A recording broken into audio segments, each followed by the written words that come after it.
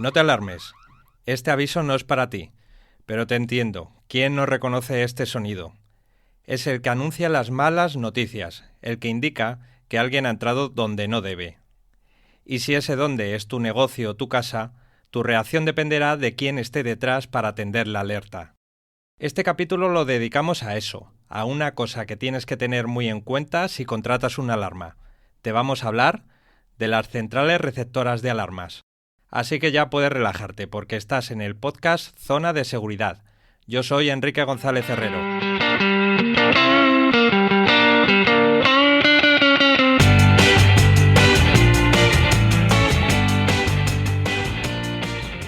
Cada vez son más las personas que contratan un sistema de alarma para proteger su vivienda o su empresa. Hay quien directamente se instala aplicaciones en el móvil que le permiten ver desde la distancia si todo está en orden. Pero, por lo general, la mayoría recurre a empresas especializadas que se encargan de gestionar las incidencias. Si comparas las dos opciones, las aplicaciones móviles o contratar un servicio, verás que hay un elemento que marca la diferencia si sufres una intrusión.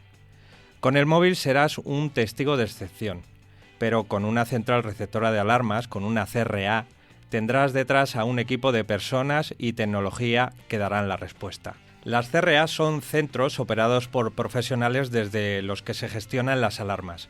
Estas salas reciben los avisos que envían los detectores instalados en un domicilio, los verifican y, en caso de confirmarlos, avisan a los cuerpos de seguridad, de emergencias o al propio usuario, según proceda.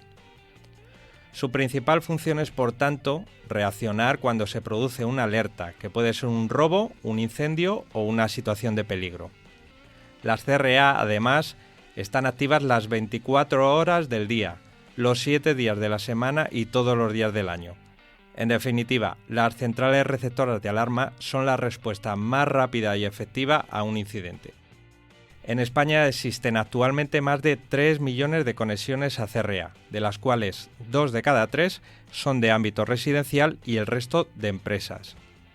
La principal razón de contratar servicios de alarma conectados a una CRA ha sido tradicionalmente evitar robos, pero hoy en día se utilizan también para disuadir ocupaciones, alertar de un incendio, para mantenimiento de instalaciones o emergencias médicas. José Ramón, ¿qué tal? Hola Enrique, buenos días, ¿qué tal? Está conmigo José Ramón Becerra, que es el presidente de la Asociación Española de Centrales Receptoras de Alarma, AESCRA. Cuenta además con muchos años de bagaje en este negocio como para poder contarnos cómo tiene que ser este tipo de servicios. José Ramón, ¿qué características tiene que buscar una persona que quiera contratar un sistema de alarma adecuado para lo que necesita? Supongo que te refieres a un sistema de alarma de robo, ¿no? Que es un poco lo que más está tirando. Bueno, pues mira, lo primero que daría es una recomendación a que no se actúe por impulso. Es decir, es importante analizar, sobre todo a nivel de la elección del proveedor, más de una opción. Muchas veces nos dejamos llevar pues, por la publicidad, la que más impacta, lo que tiene el vecino, etcétera. Pero hay muchas empresas de seguridad en España, somos casi 1.500. Y bueno, pues publicidad no hacen todas. Entonces, a veces hay opciones en empresas locales, cercanas, que son bastante interesantes, por la tecnología que nos ofrecen, por el precio que nos ofrecen o por otras circunstancias, ¿no? Por tanto, mi primer consejo sería analizar más de una opción entre los proveedores a los que queramos pedir un presupuesto y un diseño para nuestro sistema de alarma, ¿no? Eso sería lo primero. Es interesante también que ese proveedor nos haga un buen análisis de nuestro propio riesgo. Es decir, no vale la solución de café para todos el mismo modelo de alarma, etcétera. Es muy interesante que analice cuáles son las vulnerabilidades de nuestro hogar o de nuestro comercio, de nuestra industria, de lo que sea, que nos haga un buen diagnóstico, que nos diga también un poco, pues analice los hábitos que tenemos en casa, por si hay que hacer alguna adaptación, si tenemos mascotas, si no tenemos, en fin, lo que llamamos hacer un buen análisis de riesgo, de manera que se adapte lo más posible el sistema a nosotros y no nosotros al sistema. Esa sería la segunda. Respecto a la tecnología o a otras características, yo me dejaría llevar por las recomendaciones del proveedor. porque en algunos casos puede tener sentido que el sistema, por ejemplo, los detectores sean vía radio, porque prime la estética o no se pueda canalizar a través de cableados, pero en otros, a lo mejor en otros escenarios, una oficina, una industria, una nave, no es tan importante eso y, por ejemplo, una instalación cableada pues aporta un punto más de seguridad, porque no es inhibible, en fin, tiene ventajas, no hay pilas detrás, etcétera, etcétera, ¿no? Entonces yo me dejaría llevar por los consejos de ese proveedor, de ese profesional en el que hayamos depositado la confianza de que nos haga la evaluación y el presupuesto. Uh-huh. Eso es lo que tiene que tener en cuenta siempre el usuario, ¿no? Sí. Como líneas maestras, sí. Pero luego detrás estáis las centrales receptoras de alarmas, que son esos centros que reciben las alarmas y las gestionan, que dan respuesta. ¿Qué cualidades tiene que tener una CRA para que preste un buen servicio? Vale, bueno, antes de responderte a eso, también te quiero añadir un pequeño detalle. Cuando montemos un sistema, por ejemplo, en un hogar, en una casa, no solo pensemos en el robo. Es decir, hay muchas más cosas que el mismo sistema va a ser capaz de controlarnos si lo pensamos desde el minuto 1. Por ejemplo, el fuego. Es decir, la detección de un posible incendio. Es relativamente sencillo que el propio sistema ya incorpore detectores de ese tipo de riesgo, ¿vale? O, por ejemplo, yendo a detalles, pues la detección de una posible inundación, hay sensores específicos para ello. O si nos preocupa, por ejemplo, la fuga de gas. A veces hay muertes por emanaciones de CO, en fin, esto hay detectores específicos que lo detectan. Entonces, si nos ponemos en manos de un buen profesional, pensemos más que en una alarma de robo, en un sistema de seguridad integral, o al menos que pueda llegar a serlo, aunque nos arranquemos con la preocupación de cubrirnos frente al robo, pero también pensemos que nos ofrezcan algún sistema que permita hacer una seguridad integral de nuestro hogar, ¿sabes? Y luego, ¿cómo puede un usuario saber si su central receptora de alarmas a la que va a quedar conectado el sistema es buena o no? Bueno, pues mira, hay como dos modelos, vamos a decirlo así. Hay modelos de compañías, sobre todo suelen ser grandes, que lo que hacen es que prestan todos los servicios de seguridad. En este caso concreto estaríamos hablando de 3 servicios. Primero, el servicio de instalación. Eso en sí mismo es un servicio, ¿vale? En segundo lugar, estará el servicio de mantenimiento postventa. Ese sería el segundo, ¿vale? Y hay un tercero, que es el de conexión a la central receptora de alarmas. Por tanto, hablamos de 3 servicios. En primer lugar, hay empresas, como te digo, que prestan los 3. Ahí están las más grandotas que se publicitan y otras, ¿vale?, que pueden darte los 3. Pero la gran mayoría de las empresas que montan sistemas de alarma y los mantienen no son así, no tienen receptora propia. Entonces conectan con la receptora de alarmas de un tercer proveedor. Por tanto, es el instalador el que nos va a recomendar una receptora u otra, en la que él confíe o que haya analizado que sea buena, vamos a decirlo así. ¿Cómo el usuario puede ver que esa receptora es buena? Bueno, pues yo fundamentalmente me centraría en que se fije si tiene certificaciones de aseguramiento de la calidad, cumplimientos de normas UNE, UNEN o ISOs. Por ejemplo, hay una norma específica para receptoras de alarmas, que es la UNEN 50518, que, bueno, quien la tiene pues está dando garantía de que cumple con requisitos de tipo operacional, técnicos, constructivos, tratando de garantizar que su servicio sea bueno y no tenga disrupción. Es decir, si tengamos todo previsto para no parar en ninguna circunstancia. Bueno, pues eso ya es una primera idea de que esa receptora por lo menos trata de hacerlo bien. Otras mucho más conocidas, la ISO 9000, que todo el mundo le sonará, porque la tienen múltiples empresas de todo tipo, ¿no?, de aseguramiento de la calidad, pues eso también es un buen síntoma. En fin, hay un montón de normas, eso es lo que se tenía que fijar un usuario. Es decir, que el usuario tiene que ser proactivo a la hora de pedir documentación, sí, a quien le instale la alarma. Sí, señor, no debe ser conformista, está seguro que su instalador le va a recomendar la que entiende que es mejor, ¿vale? Pero aún así, que sea capaz de lanzar ciertas preguntas para tener esa mínima garantía, y el cumplimiento de certificaciones es una de ellas. Uh-huh. En los tiempos actuales en los que estamos acostumbrados a que la tecnología apoye a los negocios o que todos los negocios se apoyen, digamos, en la tecnología, ¿cuáles son las que están incorporando las CRAs para mejorar el servicio que prestan? Vale. Bueno, me preguntas por tecnologías, ¿vale? Pero yo te voy a responder, pero además te voy a añadir 2 detalles más. Uno es, por ejemplo, los servicios, ¿vale? Tecnología, vamos a ver, en las centrales receptoras de alarmas, por ejemplo, lo que más nos interesa es verificar la señal, porque se producen muchísimas falsas alarmas, y nos interesa verificar si esa señal es falsa o real. Una de las herramientas que evidentemente nos dan mayor certeza de eso es el uso de la imagen.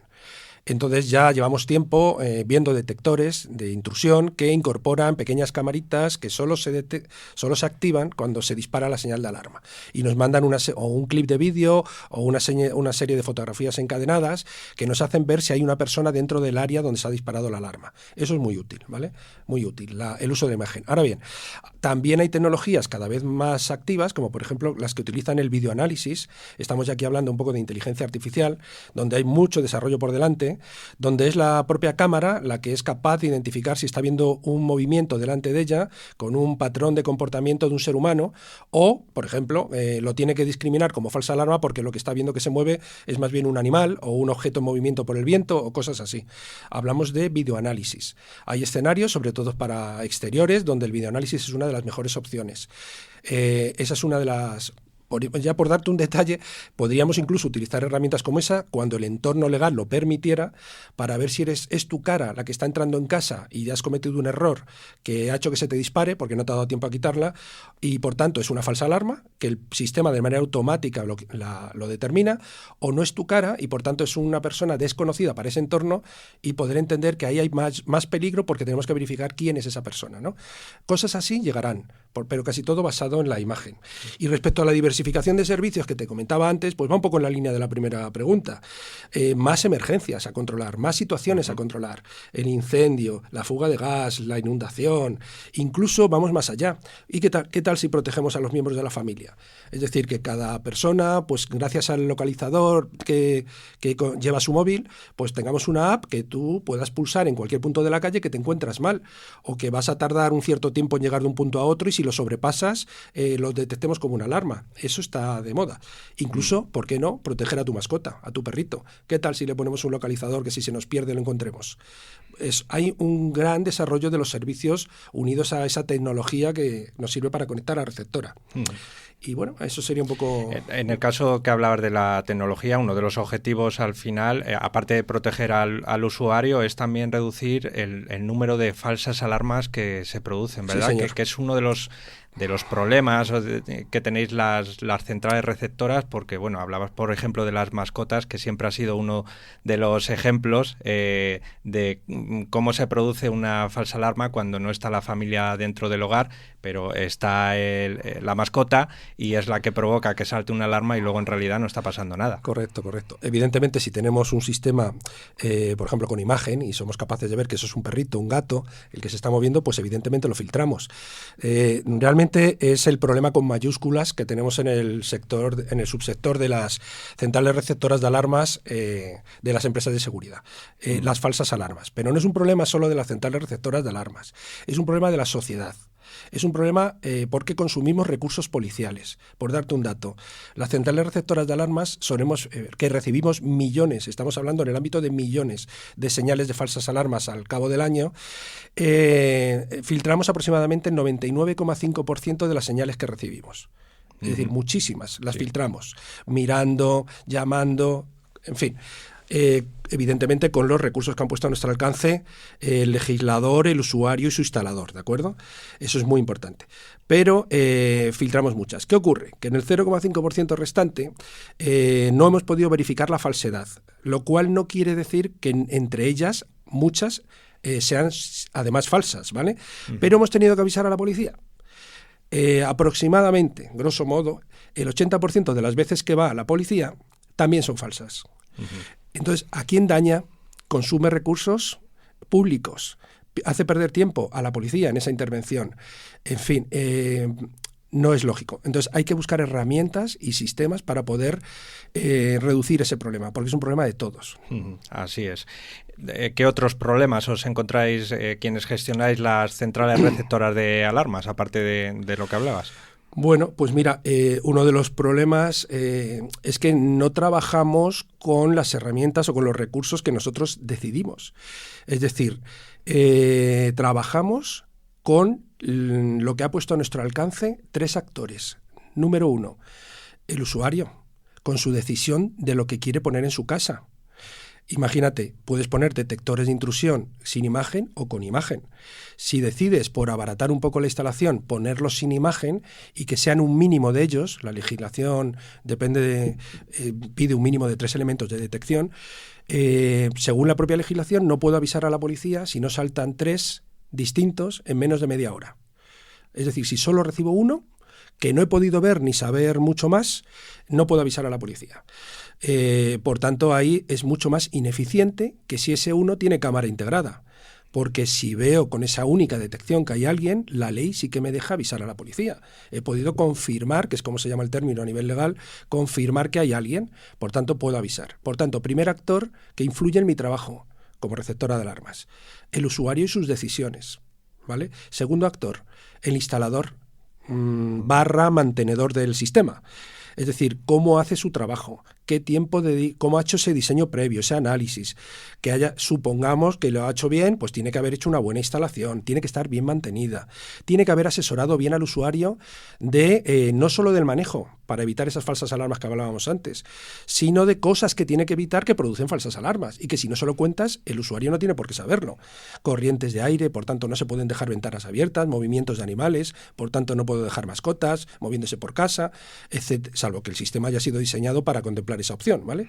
Etcétera, etcétera. Por tanto, segundo actor, su instalador mantenedor y sus recomendaciones y su trabajo, cómo lo ha hecho. Y tercer y último actor, y muy importante, la legislación. Es decir, la legislación nos encorseta en lo que podemos o no podemos hacer. Y en este instante la legislación es muy mejorable, muy mejorable. Estamos con una ley de seguridad privada de hace 10 años, pero con un reglamento en funciones de hace 30 años, del año 1994. Y con unas órdenes ministeriales intermedias también de hace 13 años aproximadamente. Eso genera múltiples interpretaciones distintas y en el fondo subyace mucha inseguridad jurídica. Entonces, si la legislación fuese un poquito más actualizada, tendríamos más margen de mejora. Quizá ese 99,5 que te comentaba antes pudiese llegar a ser el 99,9, ¿vale?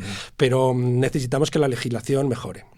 Hasta que eso llegue, hablabas al principio, al final, el tema de las alarmas, de la gestión de las alarmas, implica a todos, ¿no? Tanto a quienes las proveen como a quienes las reciben, que en este caso son los usuarios. Sí. ¿Hasta qué punto tienen estos últimos responsabilidad a la hora de que el sistema funcione bien y sobre todo para no producir esas falsas alarmas de las que hablábamos antes? Muy bien. Vale, pues mira, te cuento. Yo veo 2 situaciones, ¿vale? Hablando de posible responsabilidad del usuario, ¿vale? Lo primero es que a veces se produce una situación donde el usuario es una víctima, entre comillas, de su instalador. Es decir, una vez producida la venta, una vez que el cliente ha aceptado la propuesta de instalación de una empresa de seguridad, lo deseable sería que ese instalador dedique el tiempo suficiente a entrenarle sobre el manejo del sistema. Cómo se pone, cómo se quita, practicar, dispararlo, que lo pare con el sonido, que se pone uno nervioso, etcétera, etcétera. Es decir, dedicar tiempo suficiente para formar al usuario, que no siempre se hace, porque muchas veces se instala y a correr, que el tiempo es oro y tengo que ir al siguiente trabajo, ¿vale? Y tampoco dedican mucho tiempo a formarle de esas situaciones que ellos conocen que el usuario tiene que evitar para provocar falsas alarmas, como las que te he comentado antes, que si mascotas sueltas, ventanas abiertas, etcétera, etcétera, etcétera, ¿vale? No hay tiempo suficiente. En este caso, responsabilidad del usuario, 0, porque es más bien de su instalador o mantenedor que no le informa, no le instruye adecuadamente, ¿vale? Pero hay otra cara de la moneda, que es que a veces, aunque el instalador haya hecho todo eso, hay usuarios donde pasa, con perdón de la expresión, pero pasan de todo. Es decir, no lo hacen bien, les da todo lo mismo y incluso hasta les viene bien que haya falsas alarmas porque así pruebo a ver si me llaman y si se pasa la policía o la Guardia Civil, pues mejor, ¿no? Entonces no hacen mucho por evitar esa problemática. Esos son una minoría, pero que dan mucha guerra en las centrales receptoras de alarmas. Y ante esa forma de actuar habría que también la legislación darnos cobertura para poder cortar esas dinámicas, ¿sabes? Por tanto, ¿hasta qué punto es responsable el usuario? Pues hasta ese punto. Que cuando se le ha instruido bien, que haga lo que pueda por evitar falsas alarmas, porque créeme, es un grave problema para la sociedad y estamos consumiendo recursos policiales inútilmente. En fin, así es, que además no sobran. No sobran, no. José Ramón, muchísimas gracias por habernos acompañado y por descifrar un poco cómo funcionan las centrales receptoras de alarmas, las necesidades del usuario y cómo tratar de evitar las falsas alarmas, que es una de las principales problemáticas. Claro. Gracias a ti, también en nombre de AESCRA, de la asociación, porque nos permite hacer ver a los usuarios, empezar a abrir los ojos en lo que puedan colaborar para dar una seguridad más eficiente.